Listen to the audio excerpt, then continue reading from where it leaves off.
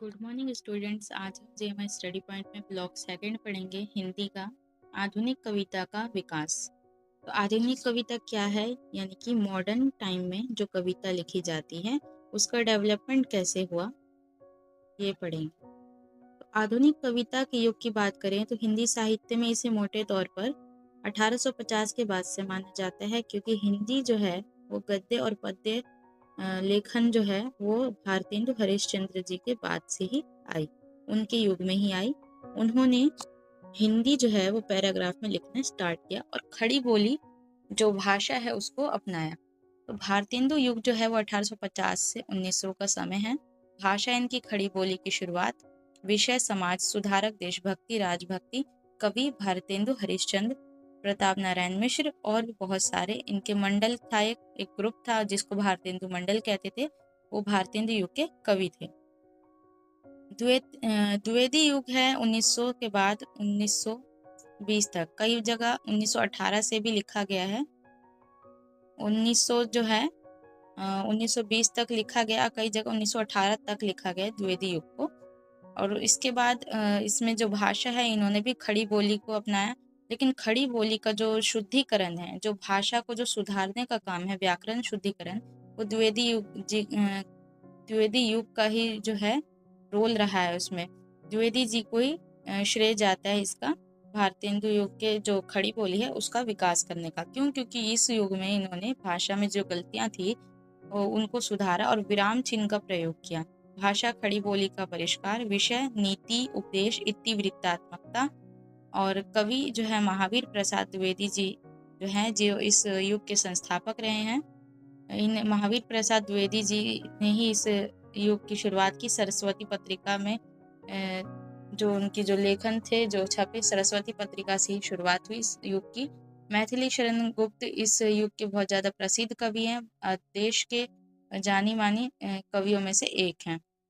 छायावादी युग जो है, अब छायावाद की जो बात करें वो 1918 से 1936 भी लिखा गया कई जगह, और 1920 से 1936 भी माना जाता है। 18 और 20 तक का 2 साल का अंतर है, तो 1920 से 36 माना गया है। भाषा इनकी लाक्षणिक है, यानी लक्षण प्रदान करते हैं जो भी इनकी जो कविता होती है उसमें। जैसे जयशंकर प्रसाद हो गए, महादेवी वर्मा जी हो गई, ये सब क्या है, ये इसी युग के कवि हैं, बहुत ज्यादा फेमस कवि हैं।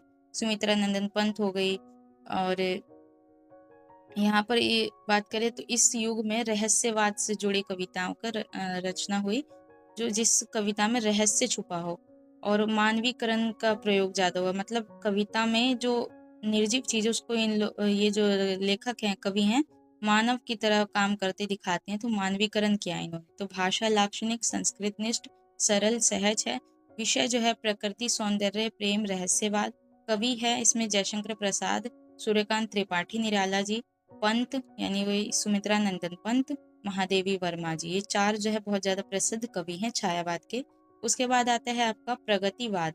ये आधुनिक युग में जो कविता लिखने की जो शुरुआत हुई है ना हिंदी में, उसमें 6 युग कहलाते हैं।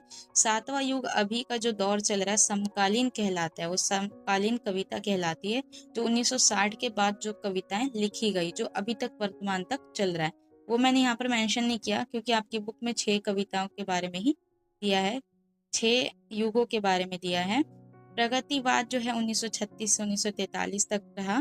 त्रिलोचन शास्त्री जी का जो नाम आता है वो यहीं से शुरुआत होती है उनकी भी। विषय है किसान मजदूर का दर्द, शोषण, भूख, वर्ग संघर्ष। अब ये जो कवि हैं ये प्रेम, नारी सौंदर्य, इन सब चीजों से हटके कुछ अलग जो समाज में जो समस्याएं हैं उन पे लिखने लगे। तो इसीलिए इस युग का नाम प्रगतिवाद कहला गया, क्योंकि इसमें जो विषय है उसकी प्रगति होने लगी। भाषा जो है आम बोलचाल, जनभाषा हो गई। कवि जो है नागार्जुन, मुक्तिबोध, शमशेर, त्रिलोचन शास्त्री, केदारनाथ अग्रवाल, ये सब इस युग के कवि रहे फेमस। उसके बाद आता है आपका प्रयोगवाद। तो प्रयोगवाद जो है वो प्रयोगवाद का टाइम बहुत कम पीरियड रहा, लेकिन लंबा रहा और बदलावकारी रहा, जिसमें प्रगति के साथ साथ अब जो शब्द हैं, जो विषय हैं, उन पर प्रयोग होने लगे, एक्सपेरिमेंट होने लगे। जैसे कि प्रयोगवाद और नई कविता दोनों एक सा ही बताया गया है यहाँ पर। विषय जो है व्यक्ति का अकेलापन, कुंठा यानी गुस्सा, आधुनिकता का बोध, यहाँ पर मतलब नए ज़माने के विषय अब जुड़ने लगे, तो यहाँ पर प्रयोग होने लगे उन विषयों का कि किस विषय पे अगर हम प्रयोग करें तो उस पे क्या उस पे परिणाम निकलता है, किसी भी विषय पे अगर हम कविता लिखते हैं तो। प्रगतिवाद में क्या हुआ कि हर तरह के विषय पे कविताएं लिखने की शुरुआत हो गई, और प्रयोगवाद में क्या, उन कविताओं में अब एक तरह का एक्सपेरिमेंट करके देखा कवियों ने कि हम अगर किसी व्यक्ति के अकेलेपन के बारे में लिखते हैं तो उससे क्या परिणाम होता है। एक तरह का प्रयोगवाद कहला गया। कवि जो है इसमें सभी ने अज्ञे नाम है इनका, और ये बहुत लंबा नाम है, शॉर्ट में अज्ञे लिखा है यहाँ पर। गिरिजा कुमार माथुर, धर्मवीर भारती, ये सब इस प्रयोगवाद के कवि हैं फेमस। उसके बाद आती है ये जो प्रयोगवाद है आपको 1943 से 60 तक रहा। नई कविता साठोत्तरी कविता कहलाई। साठोत्तरी इसलिए क्योंकि 60 के दशक में लिखी गई। इसमें विषय है विसंगतियां, महानगरीय बोध, दलित स्त्री विमर्श।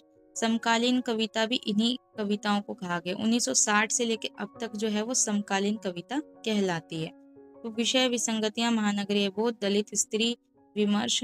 कवि जो है वो धूमिल हैं, लीलाधर, जगूड़ी, अरुण कमल, ये सब फेमस कवि हैं।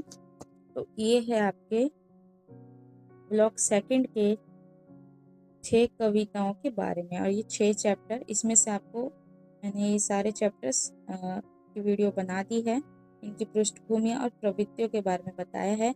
इसके नेक्स्ट ब्लॉक में आप 2 ब्लॉक्स में डिवाइड किया गया है। पहले ब्लॉक में रामनरेश त्रिपाठी और मैथिली शरण गुप्त के काव्यगत विशेषताएं हैं। उसके बाद फोर्थ ब्लॉक यानी थर्ड ब्लॉक के बाद फोर्थ ब्लॉक में नरेंद्र शर्मा और त्रिलोचन शास्त्री जी की कविताओं की विशेषता है। तो इस तरह से आपके थर्ड और फोर्थ ब्लॉक को भी ओवरऑल इसी में मैंने मिक्स करके बताया है।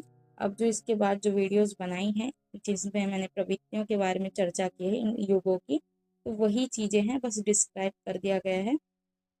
आई होप कि ये वीडियो आपको हेल्पफुल लगी हो, इजी नोट्स लगे हो।